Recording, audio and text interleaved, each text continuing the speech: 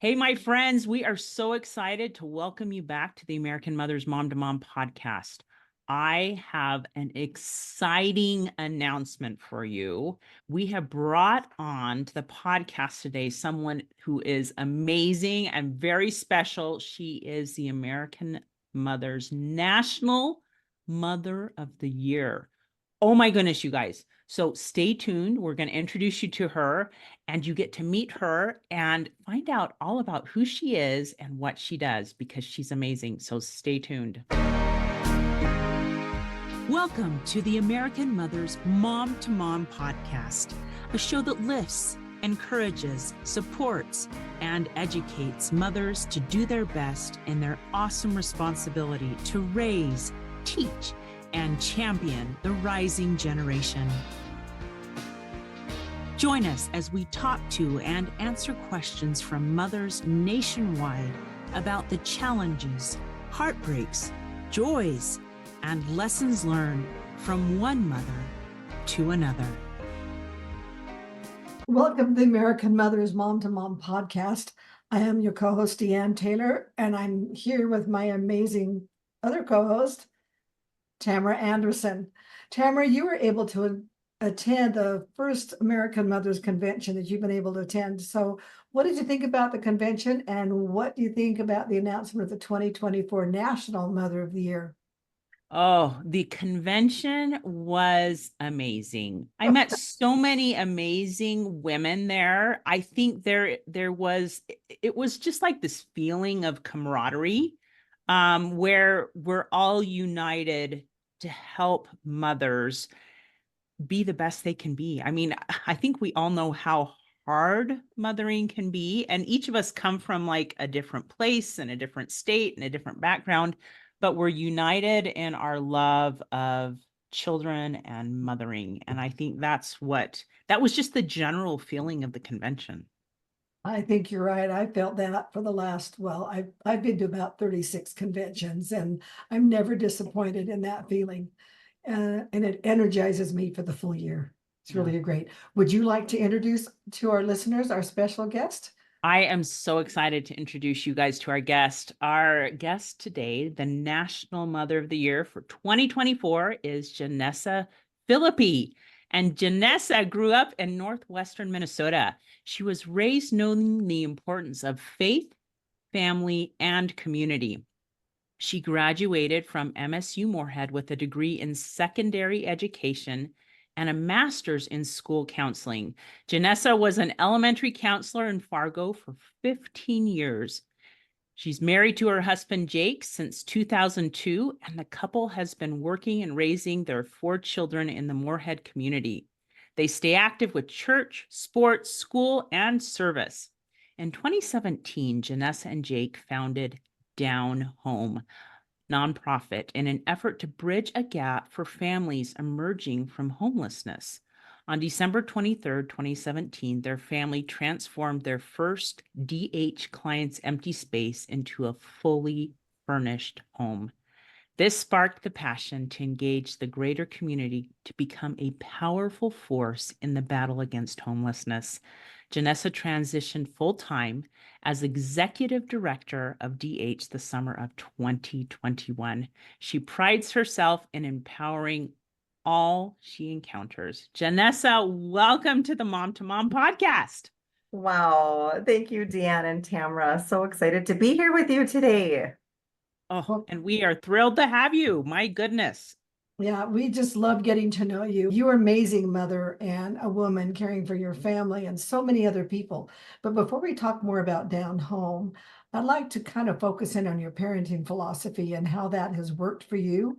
And for our listeners, all the nominees for Mother of the Year need to complete a portfolio. And one thing that they need to include is a 150-word statement on their philosophy on parenting. Now, try it. It is not an easy task.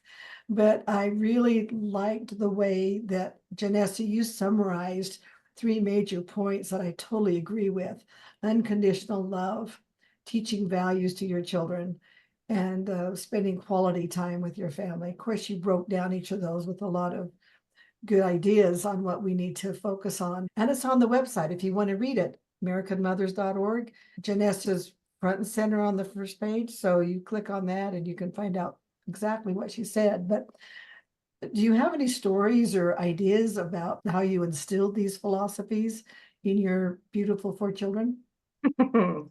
Yes, 4 children, ages 9 to 19 at this point in time.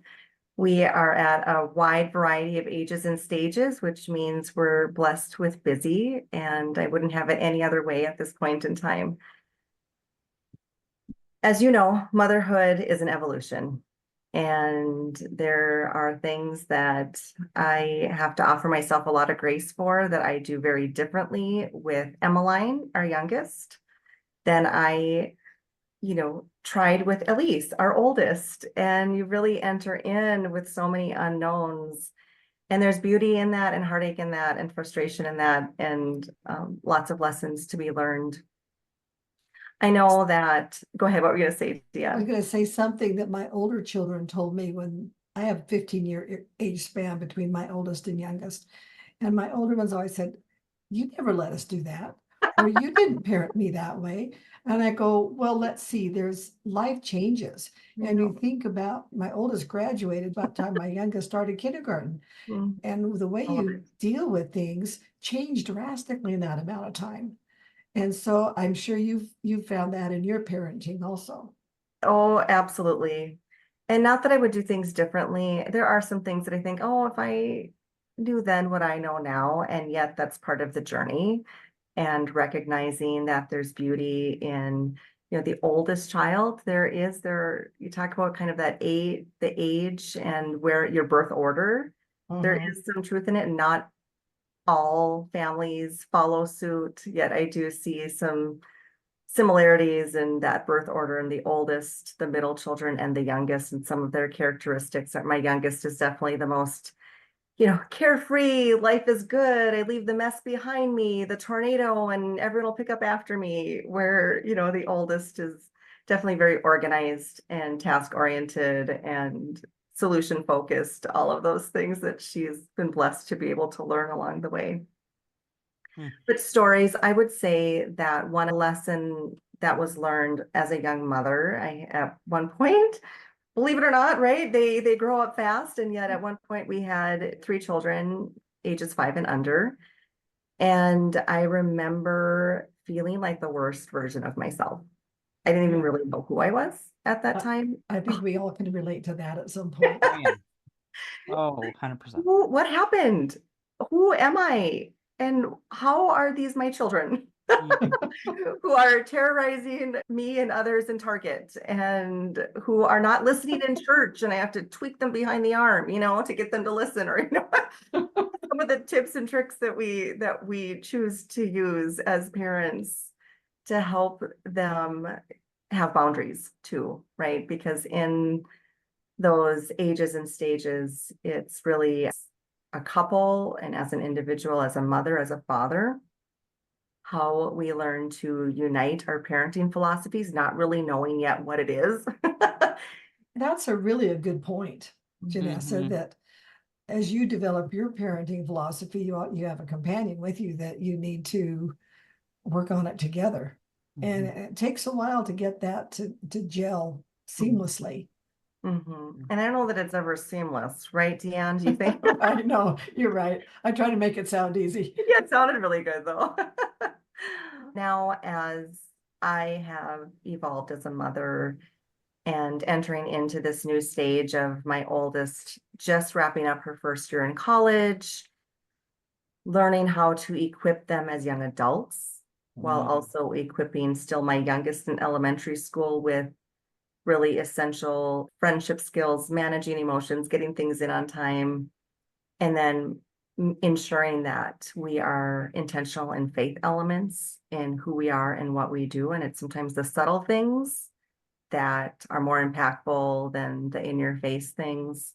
And I know that one of the things that I mentioned in my parenting philosophy is really tied in with down home. I don't want to go into down home yet, but that we surround ourselves with messages that are inspiring, because the messages that we tell ourselves become our reality. Right. We create our own, we oftentimes create our own truths and our own realities. And if we are consistently engaging in negative self-talk or conversation, or surrounding ourselves with people who are feeding into that, then that becomes our reality. And in our own home, if you came in, you would see a lot of inspirational quotes, Bible verses, religious symbols that are significant to us or to our children, reminding them that they're not on their own, right? There is a powerful force for good that is rooting for them, because I truly believe for such a time as this, Esther 4:14, we are at this point in history with such purpose, and the Lord is calling each of us to lean into his more that he has in store for us. So that's all of us here, all of the American mothers, our collective yes will accomplish immeasurably more than we could hope or imagine. That's right. You are intentional in your parenting. I mean, it's just not haphazard. You are really fulfilling your parenting philosophy, but you're taking it beyond that, helping your children understand that they can make choices that make sure that their life's intentional. They have a purpose and a need to move forward. And I really value that. I think that's a great thing that everyone can take away from what you're saying here today is be intentional. Mm-hmm. And a philosophy that carries over into your workplace and into your marriage and into your friendships, all of that. I think there's a statistic out there that you really become the 5 people that you surround yourself with. Right. And isn't that the truth, right? Who are your 5 people that you primarily surround yourself with? And are they uplifting and empowering and equipping you with more? Or are they draining? What are they leaving you with afterwards? Yet we are called to enter into other people and to help them rise up. Yeah. I was just thinking about what you were saying there a little bit. And I think one of the biggest challenges is I've talked to mothers both at the convention and in my own surroundings, that the social media presence seems to be a constant battle that we as mothers feel like we're fighting against in today's society. And that's a struggle with, with what you were saying, that we try to infuse them with positive thoughts and stuff like that. And yet there's so much negativity. It almost sometimes feels like a cloud like hanging over. It's very true. And as soon as you feel you have a handle on something, whether it's Snapchat or TikTok, then it's something different and something new. And that's where, Deanne, like you mentioned, that those intentional conversations, we do spend time with each of our children before they go to bed. That is a time where there are things that come up, Right. whether it's tears or anxiety or things that they share. And sometimes it's truly being silent and just being present that allows the door to open. It's similar to our relationship with the Lord. When he says, be still, he really means it at times. Be still so that I can fill you with what you need, so that I can provide to you my vision. And the world just says, keep going, when really there needs to be intentionality in relationship building. Right. I love that you talked about spending time with each of your children, 9 to 19. Does the 19-year-old look forward to that as much as the 9-year-old? Right. She'll be coming home now. So she has been away Oh, at that's right. college. Yet she still loves the back scratches through down home. Our stronghold is Luke 9:16. And that's the miracle of the loaves and the fish, where Right. 5,000, the immeasurably more. And when 9:16 comes up on her phone, she will, when it's 9:16 day or night, she'll text me 9:16. So I would say the love language has shifted maybe a little bit more, especially as she's shifted away. Yet there are some of these commonalities that we have within our home that then automatically connect us, or they'll start seeing 9:16 other places and they'll text me because it's on the back side of a car, like their license plate, or these other wild things. Anything that becomes part of who you are, you all of a sudden start seeing it everywhere. It's really, so if you have a Bible verse that you really love, I would encourage you to take that with you. The Lord shows up. That's how he shows up around you and throughout your day, but it's you choosing to see, right? To be still and say, oh my goodness, that's not by chance. That's Mhm. with purpose. Yeah. No, I think we can find little messages from heaven anywhere we look, you know? So Right. it's fun that you've instilled that same ability to see in your children. You know what I mean? Right. And let me preface it with this has been an evolution. I think I know I said at the beginning, it's not as though I was like, oh, look what I can do, like this SNL skit. I don't know if you've seen that one, but anyway, it has been uh, being diligent and me hunkering down in my relationship with the Lord that has equipped me with more. And also my husband who has taught me patience along the journey as a mom and offering myself grace and reminding myself, he has said, and I don't know that's the perfect line or a line that I would use for everything, but I remember when I used to take things really personally. Like if someone didn't like me or if someone didn't, if they responded in a way that I felt I hurt their feelings, which it wasn't intentional, yet if that's how they felt, I would take it on. And he would use the line, it is what it is. And as much as, like I said, that line, I don't love it for everything, but for those times where your intentions were good and someone didn't see them as good, like, it is what it is. And the Lord sees the purpose behind it, and he will use it for his glory, even if the world can't see it that way. That's a really good attitude. I like that you mentioned you grew into this because motherhood is an evolution. I mean, you evolve so much from, I remember the first time I held my first son in my arms. I cared for my nieces and nephews, and so it's not like I had never held a baby before, but it was different.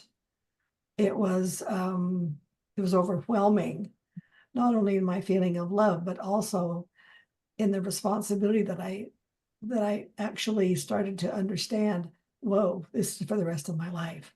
Right. This is forever. And as you grow into that, don't you feel like you grow into that role? You grow with your children. Yes, absolutely. They for the better. Yes, yes, absolutely. As you listen to Jenessa share her journey as a mother, I'm sure you've thought of some mothers in your life that have impacted you and have influenced you in your feeling as a mother or as a child. If you think about a special mother in your life, you need to remember that you can nominate her starting Mother's Day to be considered as the 2025 Mother of the Year. All you need to do is go to AmericanMothers.org, and right there you'll see a place that you can click on Nominate a Mother. And what you'll need is to include is your information, their contact information, so we can let them know of your nomination, and a statement about why you feel like they should be nominated as Mother of the Year. Now, if you want to inform them before we try to contact them, that would help us a lot because sometimes they think we're spam or we're phishing or something. And this is truly a recognition to honor her as a mother. So remember, Mother's Day is the start and it goes till September 15th. So visit our website, AmericanMothers.org, and nominate that special mother. Okay, welcome back to Mom, and I'm Deanne Taylor with co-host Tamara Anderson, and our special guest is Jenessa Fillipi, the 2024 National Mother of the Year from Minnesota.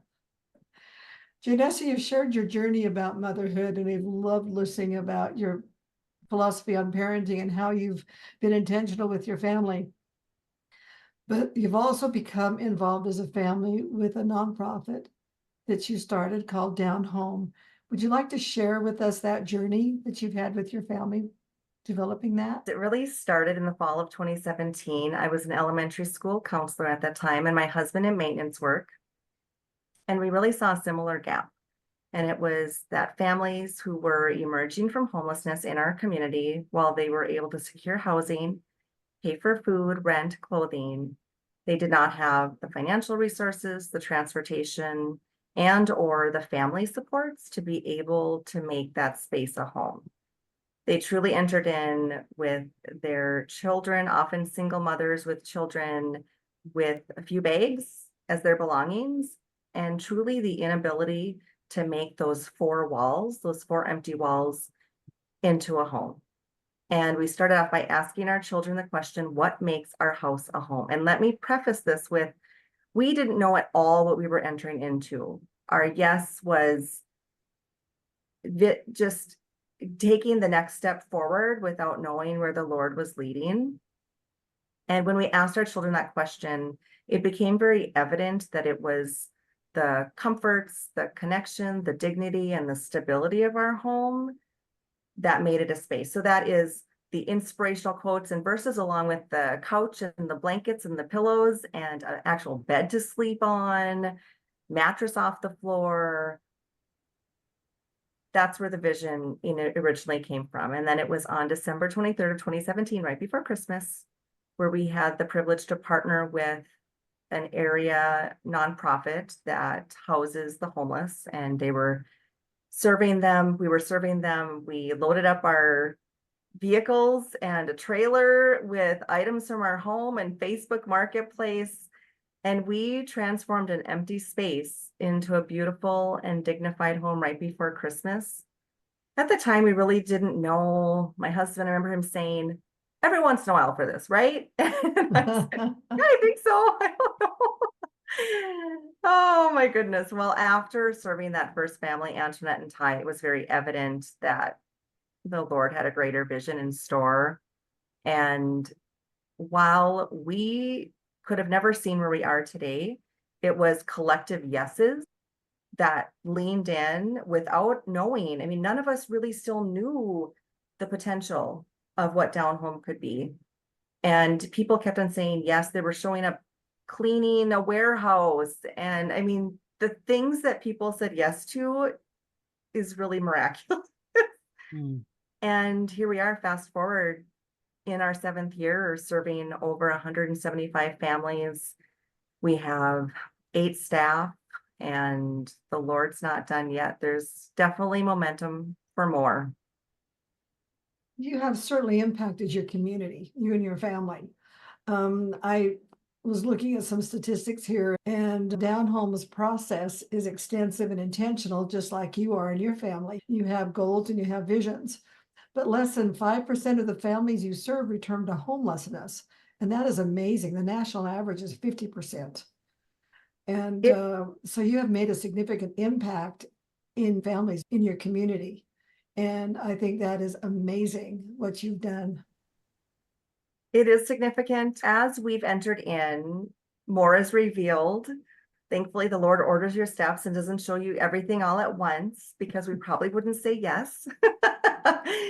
And Down Home, our mission is more boutique style, meaning we are furniture, decor, and so much more. It is about serving a smaller number of people and families with great intention.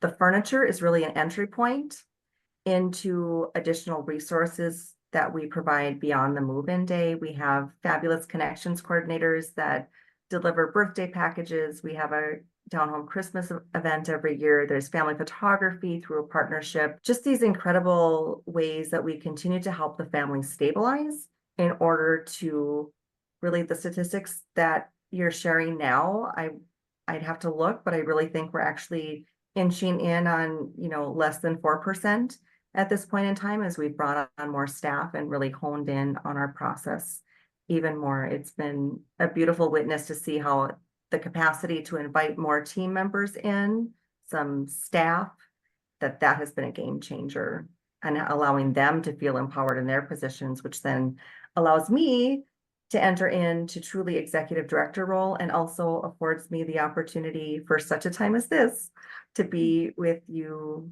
here today and among incredible American mothers.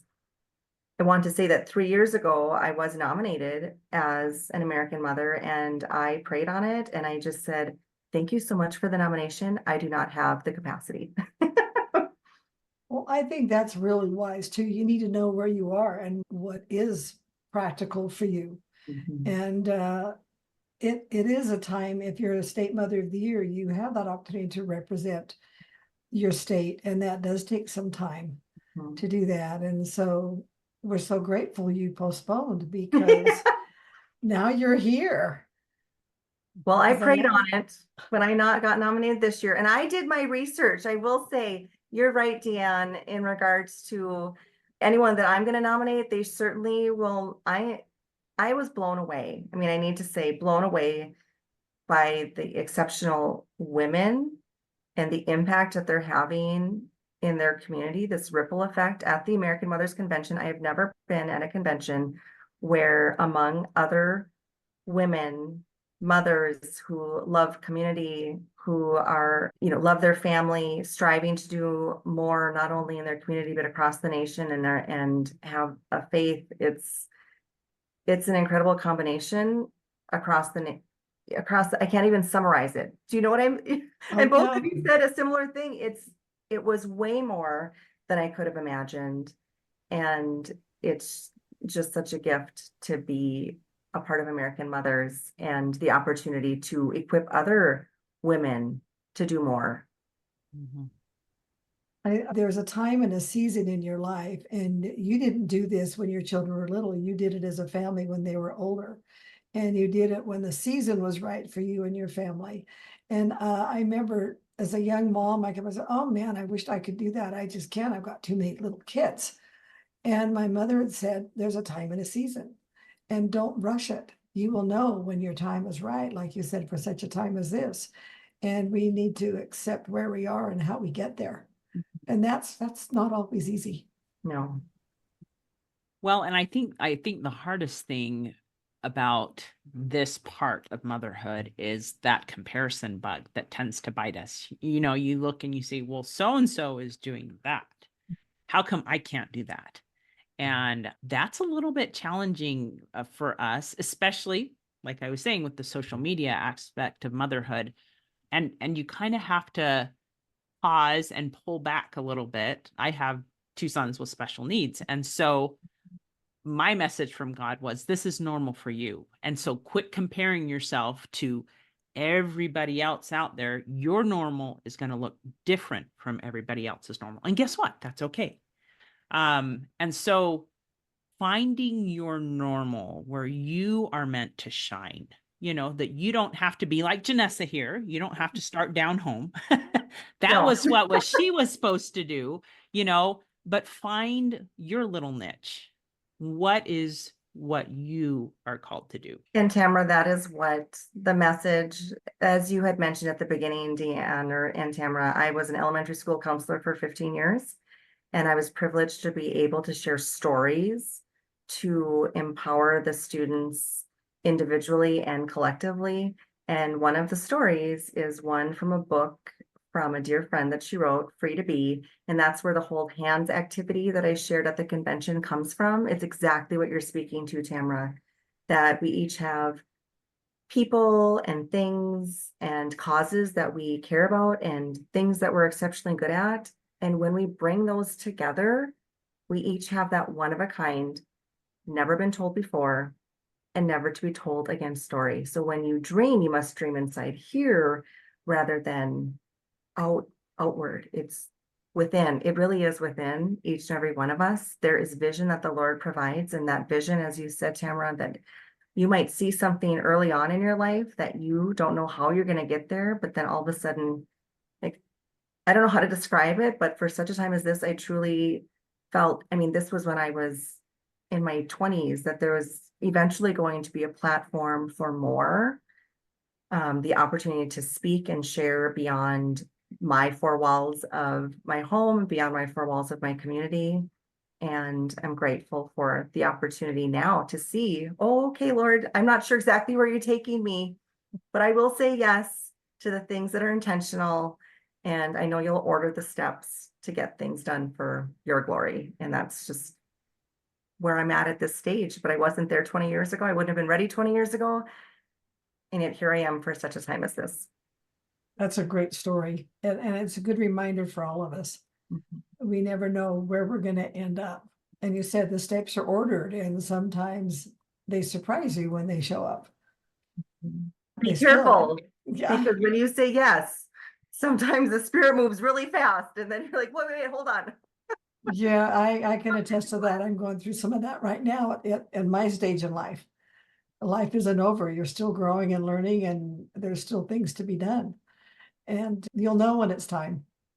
You have been amazing, Jenessa. Thanks so much for joining us today. Any last thoughts or words you'd like to leave with our listeners? Yes, I will say that 2 words that have surfaced this last week that I know are with purpose are to be humble and bold. And those might seem contradictory in many ways, yet they're not. They're very complementary. To be humble, knowing that you have those unique gifts and talents, and those, you are uniquely you with purpose, and to be bold in entering in intentionally to what more is in store. Mm. And abide is my other word, that abide, like stay the course. There will be really rough patches, and there will be attacks on who you are, yet you know who you are and you know whose you are. And so stay strong and surround yourself with those people that continue to empower and equip you. So That's beautiful. that was just revealed this week. So humble, bold, abide. Ooh, I like that. I would say if you combined humble and bold, you would get the word meek. Mm, Anyway, mm. that's a good word too, but we don't use it very much in our vocabulary nowadays. It's true. You're right, Tamra. Anyway, oh, this has been so fun. Before we go, will you please tell us where we can go to find out more about Down Home? Absolutely. If you go to down-home.org, you would be able to find our website, or if you typed in Down Home Fargo, that would get you there as well. We also have a social media presence on Facebook as well as Instagram. We have a round logo. It says Down Home, and teal is our main color. You'll find it. You'll start seeing all sorts of incredible stories of impact, not only towards our clients, but through our fabulous donors and volunteers that are boots on the ground in our community. Thank you. Perfect. We always want to help put it out there. And since you've talked so much about it, we know there's going to be people out there that are like, I love what she's doing. So now you know where you can find Jenessa, not Right. only there, but if you feel impressed to support, you can go to down-home.org. Right. Very good. All right, Deanne, you want to wrap it up? Oh, well, just thank you. But we want to remind all of our listeners that next Mom to Mom program is on Tuesday, May 14th at noon Eastern Time on our Facebook Live, American Mothers, Inc. Our guest then will be Lindsay Garlick, talking about From Stress to Serenity, practicing radical acceptance of life's little stuff, lightning strikes, and everything in between. So are you easily stressed out by the little stuff that motherhood seems to constantly throw at you? Well, join us to begin your own personal practice of radical acceptance and workshop some of the unique challenges that you are facing as a mother today. So Tuesday, noon Eastern Time, Facebook Live on American Mothers, Inc. So Awesome. again, thank you, Jenessa, for being with us. Thank you. And we'll stay in touch. If anything exciting comes on, we'll definitely have you back on and keep us informed of how things are going with you this year. Sounds great. I'd appreciate that. Wonderful. Thanks so much. Bye-bye. Thanks so much for listening to today's show. If you like what you heard, subscribe so you can get your weekly dose of mom-to-mom encouragement. We understand that being a mother can be overwhelming, but we hope that you found something useful you can apply to your own life. We invite you to share this episode with a friend who might also enjoy the message.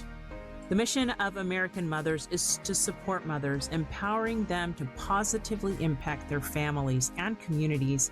We want each one of you to discover and share your innate, inherent, and natural abilities to bless your children and others.